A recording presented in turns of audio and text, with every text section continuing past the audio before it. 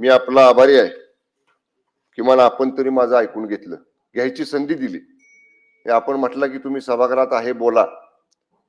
सन्माननीय सदस्य हेमंत पाटील साहेबांनी, सन्माननीय सदस्य विक्रम काळे सरांनी जी घटना कथन केली, मला थोडासा आपला वेळ हवाय. कारण मला काय वाटतंय की आपला तुम्ही मला सारांशाने मुद्दा सांगा. सारांशाने सांगतो. आपल्या दुपारच्या चर्चेत असतं तर अजून सविस्तर चर्चा झाली असती. मी आपल्याला एकच म्हणेन की थोडासा वेळ द्या. सन्माननीय सभापती महोदय, मी 40 वर्ष राजकीय जीवनात आहे. वयाच्या 20व्या वर्षी मी राजकारणात आलो. माझ्या वडिलांच्या निधनानंतर मी एका साखर कारखान्याचा चेअरमन झालो. 40 वर्षात असा अनुभव मला राजकारणामध्ये आमच्या जिल्ह्यात, राज्यात कधी आला नव्हता. एवढा वाईट, दुर्दैवी अशा पद्धतीचा अनुभव मी भोगलाय.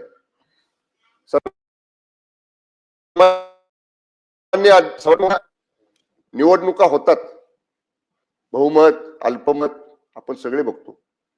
या निवडणुकीमध्ये जिल्हा परिषदेच्या आमचा प्रीपोल अलायन्स महायुतीमधल्या 2 पक्षांचा झाला, राष्ट्रवादी काँग्रेस पक्ष आणि शिवसेना.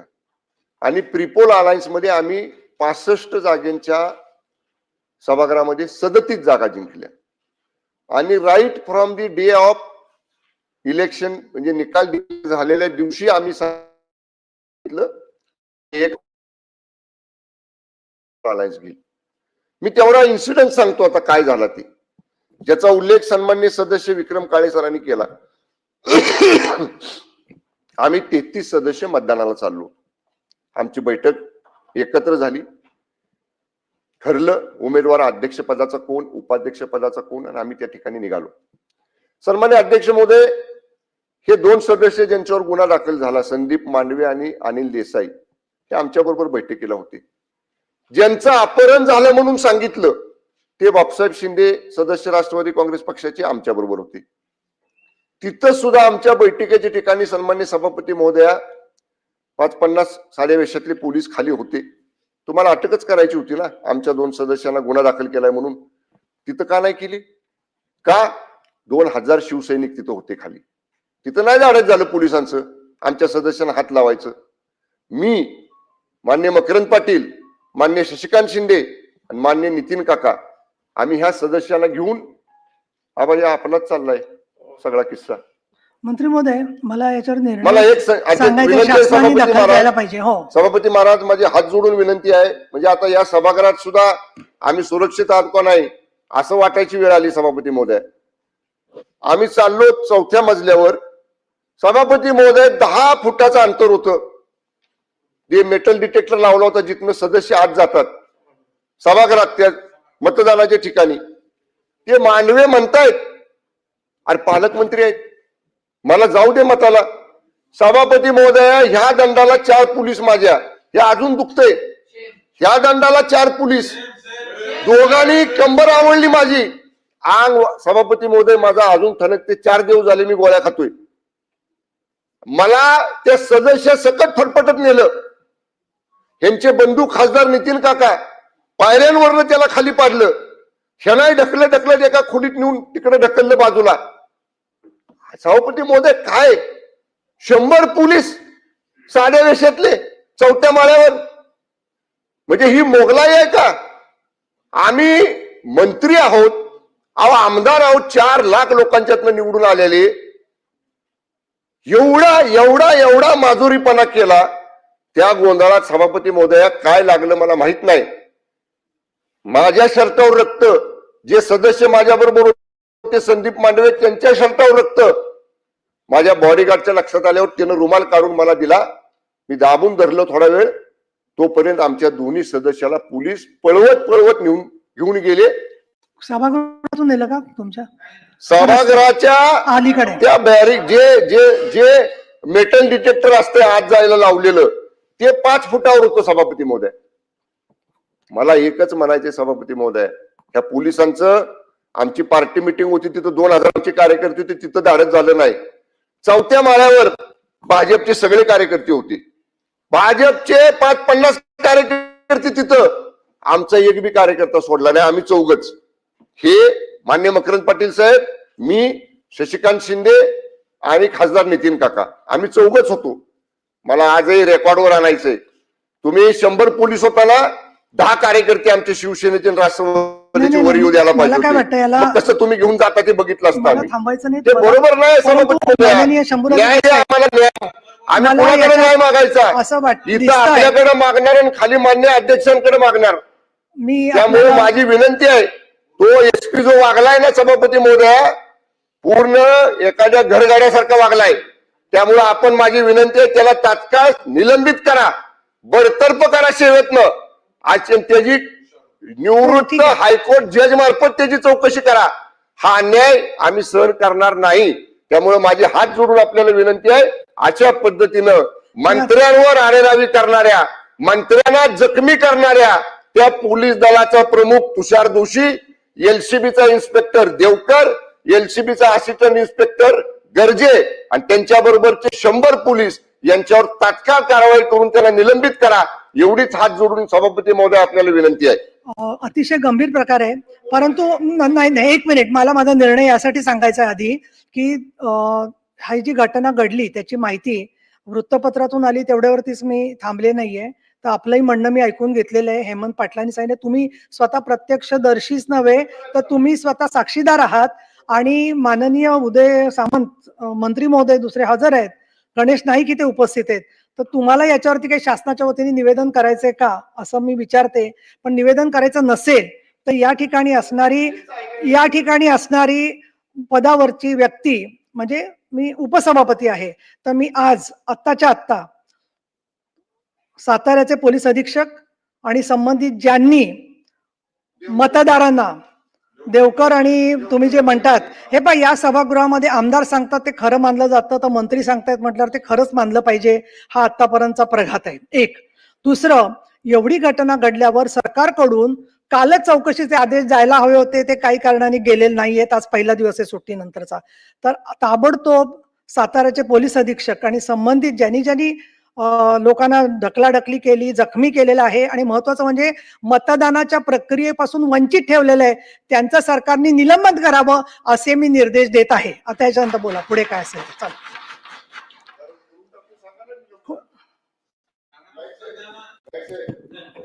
त्यांना बोलू द्या, सामंत साहेबांना बोलू दे. सन्माननीय साहेब तुम्ही बोला ना. सन्माननीय ते झाले की ते बोलतील. नाही, मी सर्व मंत्र्यांना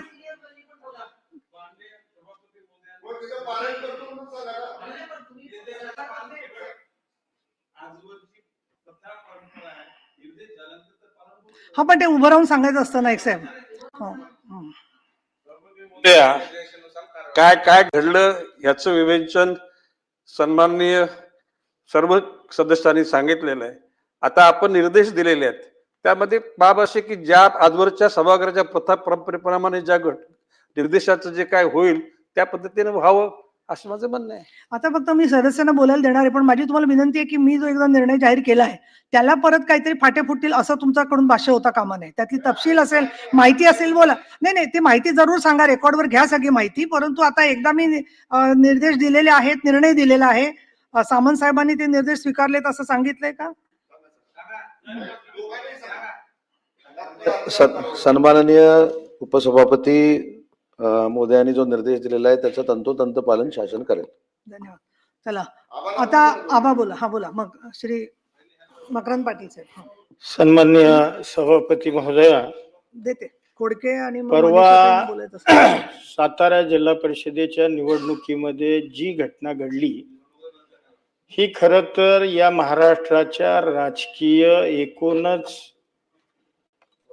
विषयाला कलंक देणारी ही घटना घडली.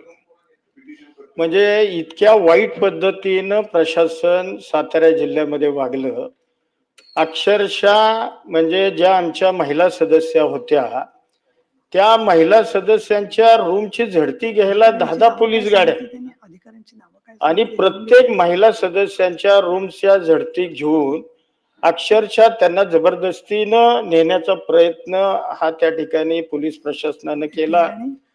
मगाशी शंभूराज देसाईंनी सांगितलं ती वस्तुस्थिती आहे की पहिला गुन्हा दाखल झाला. पहिला गुन्हा ज्या व्यक्ती म्हणजे जी विक्टीम होती ती विक्टीम स्वतः पोलीस स्टेशनला, महाबळेश्वर आणि वाई पोलीस स्टेशनला जाऊन सांगितलं की माझ्या बाबतीमध्ये कुठलीही जोर जबरदस्ती झालेली नाही, मी स्वखुशीनं माझ्या पक्षाच्या सदस्यांच्या सोबत मी आहे, हे स्वतः पोलीस स्टेशनला हजर राहून सभापती महोदया त्यांनी सांगितलं. तरी सुद्धा म्हणजे 5:30 पहाटे आम्ही त्या व्यक्तीनं पोलीस स्टेशनला वाईला जाऊन जबाब दिला आणि पुन्हा 6:15 नवीन गुन्हा त्याच व्यक्तीच्या संदर्भामध्ये दाखल केला गेला. अशा पद्धतीनं अतिशय चुकीच्या पद्धतीनं पोलीस प्रशासन वागलं. अक्षरशः आम्ही मंत्री दोघं असताना सुद्धा म्हणजे एखाद्या आरोपीला ज्या पद्धतीची वागणूक दिली जाती त्या पद्धतीची वागणूक आम्हाला मंत्र्यांना जर या राज्यामध्ये मिळत असेल ते याच्यासारखं दुर्दैव असू शकत नाही. सगळ्यात महत्वाचं की आपण एखादा आरोपी असला तर आपण त्याला मतदानापासून वंचित ठेवू शकत नाही, कारण भारतीय संविधानानं ही दिलेला मतदानाचा हक्क आहे. त्या हक्कापासून जाणीवपूर्वक लोकशाही मार्गातून जे सदस्य निवडून आले त्यांना मतदानापासून अगदी मतदानाच्या दारापर्यंत गेलेले सभागृहाच्या तिथून पोलिसांनी त्यांना उचलून नेणं हे अक्षरशः या लोकशाहीला काळीमा फासणारी घटना ही सातारा जिल्ह्यामध्ये घडली. त्यामुळं माझी या निमित्तानं कळकळीची विनंती आहे की जिल्हा पोलीस प्रमुख आणि संबंधित प्रशासनावर आपण कडक कारवाई करावी, त्यांना बडतर्फ करावं, अशा पद्धतीची मी मागणी या निवेदनाच्या निमित्तानं करतो. माननीय मंत्री महोदय, मला एक विचारायचं, याची सीसीटीव्ही फुटेज असेल त्यांच्याकडे तर ते प्रिझर्व करण्यासाठी पण मी निर्देश देते आता, कारण ते सीसीटीव्ही कॅमेरे कारण कदाचित ते डिलीट सुद्धा केलं जाण्याची शक्यता आहे. पण मीडियाकडे आहेत, मीडियाकडचे आहे. नाही, आज मीडिया नव्हता. मीडिया बोलतात त्याला एक ऍडिशन करतो.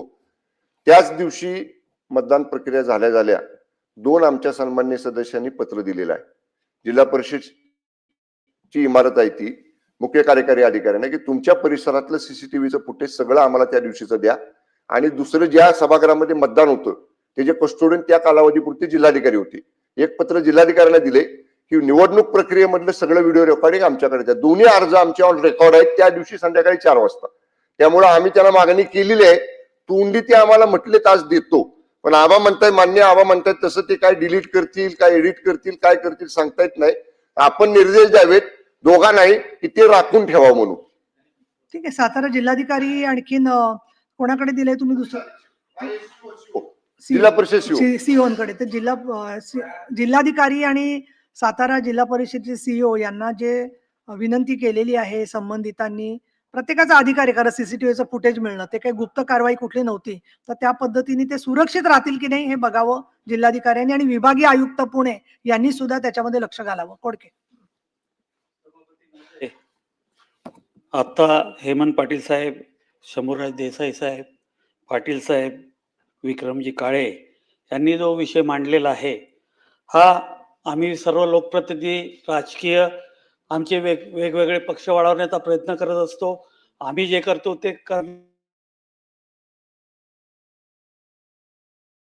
किंवा जो तिथं याला बंदोबस्ताची जबाबदारी आहे, या घटनेनं दिलेले अधिकार ते व्यवस्थित पाळायचे आहे. तो जर स्वतःहून एखाद्या सरकारच्या कोणाच्या सांगण्यानुसार जर तिथं पार्टी होत असेल तर याच्या एवढी दुर्दैवी गोष्ट या महाराष्ट्रात कधीच घडू शकत नाही. आणि जे एसपी किंवा ज्या अधिकाऱ्यांनी जे काही केलेलं आहे यांच्यावर जर शासन झालं नाही तर हा महाराष्ट्रामध्ये याच्यानंतर कायदा सुव्यवस्था राहणारच नाही. कारण की त्यांना असं वाटतील की बा आम्हाला आमच्या पाठीमागं कोणीतरी आहे, त्याच्यामुळं पूर्ण राज्यामध्ये अस्थिरता निर्माण होईल आणि याचा पडसाद पूर्ण राज्यामध्ये प्रत्येक वेळेस घडत जातील. त्यामुळं आज काय घडलं, कोण व्यक्ती होता, याच्यापेक्षा राज्याला मेसेज, या शासकीय अधिकाऱ्याला मेसेज देण्यासाठी, पोलिसांना मेसेज देण्यासाठी जी मागणी आता मंत्री महोदयांनी केलेली आहे, न्यायालयीन चौकशी सिटिंग जजच्या मार्फत न्यायालयीन चौकशी करणं गरजेचं आहे. कारण की हा तुम्हाला पूर्ण प्रशासनाला, राज्यातल्या प्रशासनाला मेसेज देणं गरजेचं आहे. कारण की याच्यातून काय होईल, उद्या राजकारणात काय होईल तो भाग वेगळा, परंतु जे राज्य आपलं प्रशासकीय राज्य म्हणून पुऱ्या देशामध्ये ज्याचा नावलौकिक आहे त्या राज्याचा नावलौकिकपणा कमी होईल आणि जी आज सिस्टीम डेव्हलप झालेली आहे ती सिस्टीम राजकीय प्रशासकीय सिस्टीम कुठं ना कुठं कोलॅप्स व्हायला यामुळं हातभार लागणार आहे. म्हणून आपण जे आदेश दिलेले आहे ते तंतोतंत पाळल्या गेले पाहिजे. याचं सुद्धा आपण न्यायालयीन चौकशीचं आपण बोलले नाही, परंतु सस्पेन्शनचं बोललेलं आहे. परंतु सिटिंग जजच्या मार्फत न्यायालयीन चौकशी झाल्याशिवाय ह्या राज्यात पूर्ण अधिकाऱ्याला, मग तो पोलीस अधिकारी असू द्या, तो प्रशासकीय अधिकारी असू द्या, IAS ऑफिसर असू द्या किंवा सेक्रेटरी असू द्या, त्यांना एवढं पार्टी होणं गरजेचं नाही. त्यांना समजलं पाहिजे की आपण पार्टी झालं नाही पाहिजे, कारण की आम्ही आमचे भेदभाव आमची लढाई लढू, परंतु प्रशासकीय अधिकाऱ्यांनी त्यांच्या मर्यादेमध्ये काम करणं अपेक्षित आहे. हे माझं सांगणं. मनीषा काय नाही, आता शेवटी झालं, आता बरीच झाली पण नंतर 97 घडलेला प्रकार अत्यंत निंदनीय आहे. म्हणजे आज इतक्या निवडणुका आपण देशामध्ये पाहतो, महाराष्ट्रामध्ये गेले 2 वर्ष सतत निवडणुका आपण पाहतोय, परंतु अशा पद्धतीनं 2-2 मंत्री तिकडे आहेत आणि त्यांच्यावर हल्ला होणं पोलिसांच्या उपस्थित पोलिसांच्या मार्फतच, हे कधीच महाराष्ट्रात, म्हणजे मी तर पहिल्यांदाच ऐकतेय की पोलीसच मंत्र्यांना धक्काबुक्की करतायत. सभापती महोदय, आपण निर्देश तर दिलेले आहेत, SP आहेत, त्यांना बडतर्फ केलंच पाहिजे, प्रश्नच नाही. परंतु जे जिल्हाधिकारी आहेत त्यांची सुद्धा तिथून तात्काळ बदली केली पाहिजे. कारण याची न्यायालयीन चौकशी व्हायची असेल तर ज्या ज्या लोकांनी हे सगळं घडवून आणलंय, खरं तर जिल्हाधिकारी असतील, CO असतील किंवा SP असतील, यांचं काम प्रथम हे आहे की निवडणूक सुरळीत पाडण्यात यावी. तिकडे त्यांना जर त्यांनी सगळं कंट्रोल करण्यात, हे त्यांचं टोटल फेल्युअर आहे. आणि मंत्र्यांच्या अंगाला हात लावणं हे तर महाराष्ट्रात मी पहिल्यांदाच ऐकतेय. हे अतिशय निंदनीय आहे. याची आपण दखल घेतलेलीच आहे, शासनाने दखल घेतली आहे. परंतु ज्येष्ठ मंत्री इकडे आहेत, उदय सामंतजी पण आहेत, गणेश नाईक आहेत, परंतु मला असं वाटतं की शासनाने आजच्या आज आपण दिलेल्या निर्देशांचं पालन करावं, एवढंच मी बोलते. धन्यवाद. आता एक आहे गोरे साहेब, तुम्ही बोला, पण मी जे निर्देश दिलेत त्याच्याबद्दल तुमचं काही वेगळं मत असेल तरी मांडा, पण त्याच्या पलीकडे एकदा सभापतींनी रुलिंग दिल्यावरती तो निर्णय बदलता येत नसतो. मी फक्त आपल्या माहितीस्तव सांगते. बोला.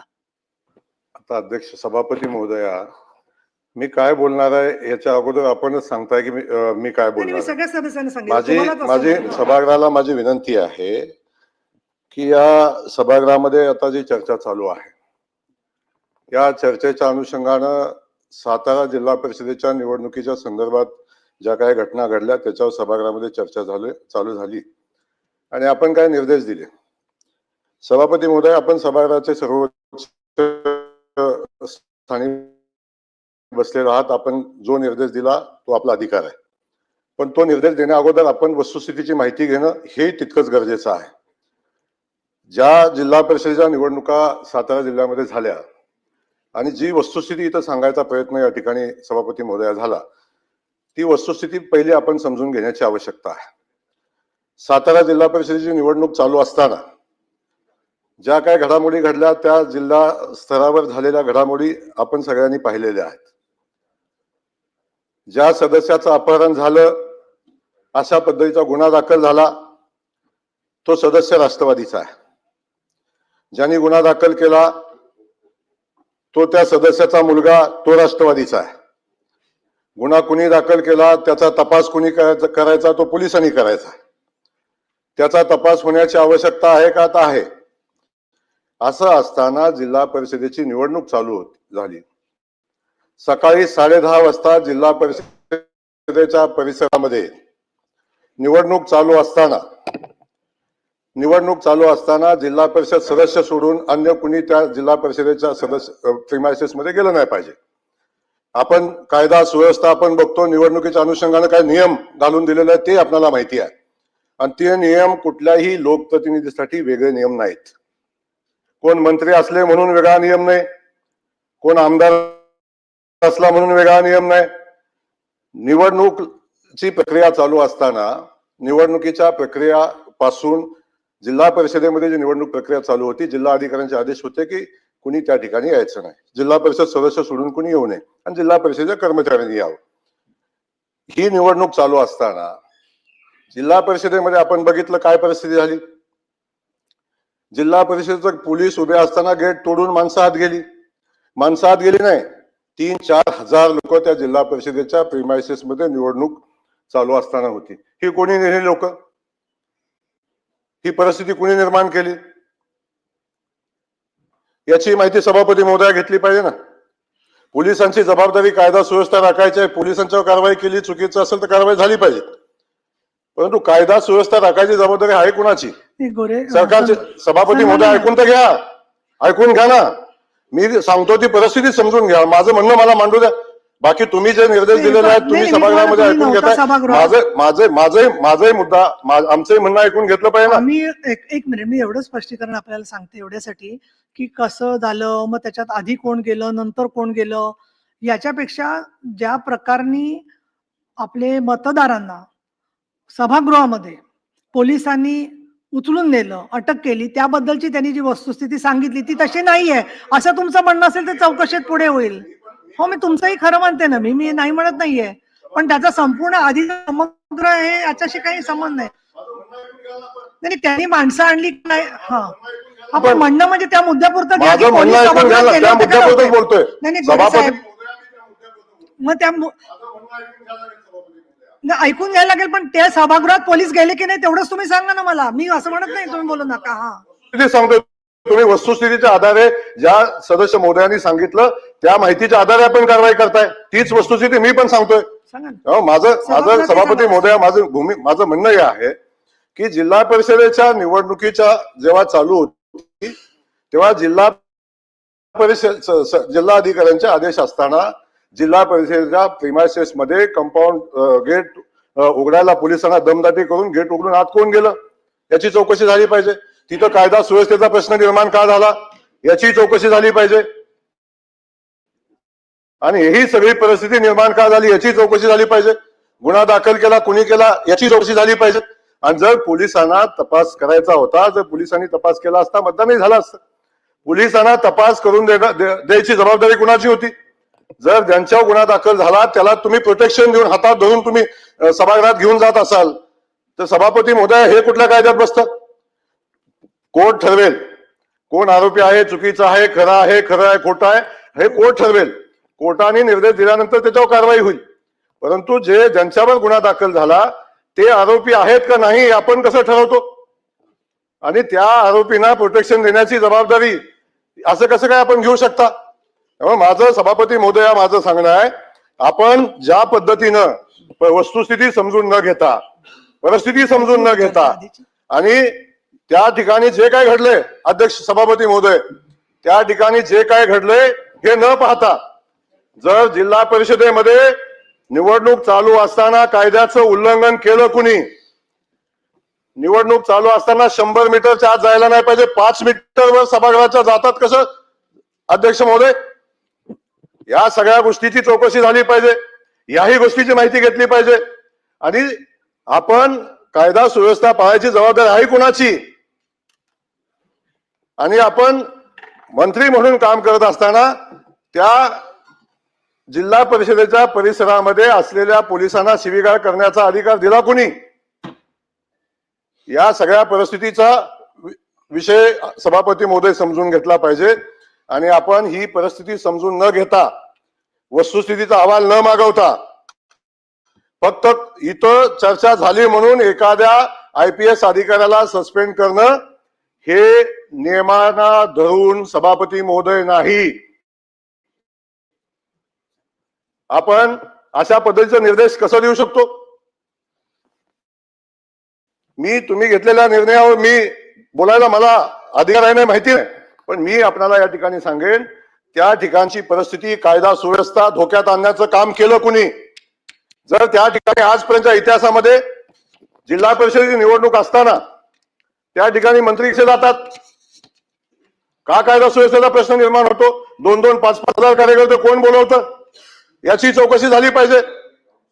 या सगळ्या गोष्टी, याही गोष्टी चौकशी झाली पाहिजे. 11 वाजता जिल्हा परिषदेची निवडणूक असताना जिल्हा परिषदेच्या CO ला 11 वाजता मिटिंग घ्यायला कोणी भाग पाडलं याची चौकशी झाली पाहिजे. ज्या सभागृहापासून हाकेच म्हणजे अगदी 10 फूट 15 फुटाच्या अंतरावर, 20 फुटाच्या अंतरावर बैठक कशी होते? या सगळ्या गोष्टी सभापती महोदया माहिती घेतल्याशिवाय कुणी दाखल केला, गुन्हा कुणी दाखल केला याची माहिती न घेता कधीतरी भारतीय जनता पक्षावर आरोप करायचा, बाकीच्या सिस्टमवर आरोप करायचा, हे अध्यक्ष महोदय उचित नाही.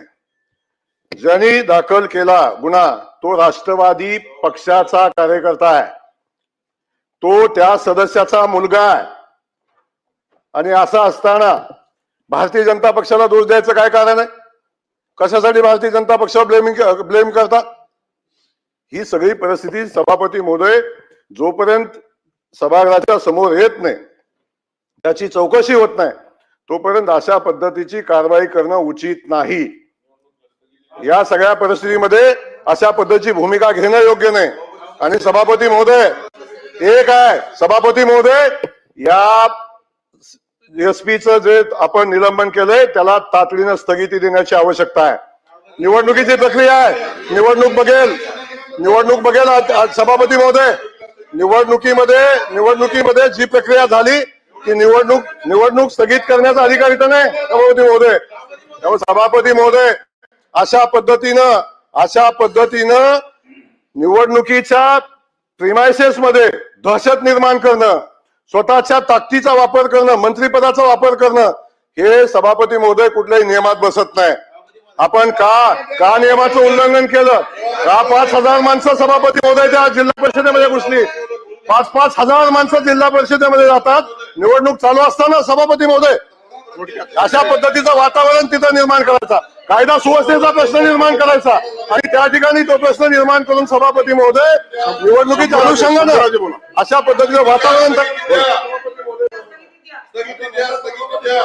सन्माननीय सभापती महोदय, या सभागृहामध्ये सकाळी माननीय उपसभापती महोदय या आसनावरती